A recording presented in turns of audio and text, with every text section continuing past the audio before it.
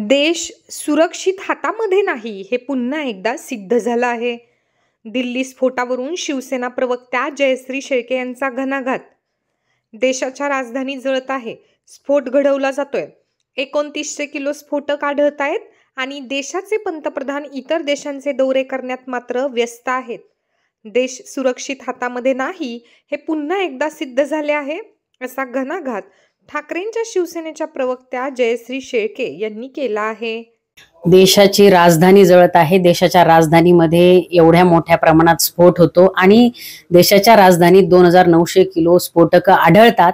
असं असतानाही पंतप्रधान मोदी इतर देशांचे दौरे करण्यात व्यस्त आहेत. खरं म्हणजे देश सुरक्षित हातांमध्ये नाही हे पुन्हा एकदा सिद्ध झालेलं आहे.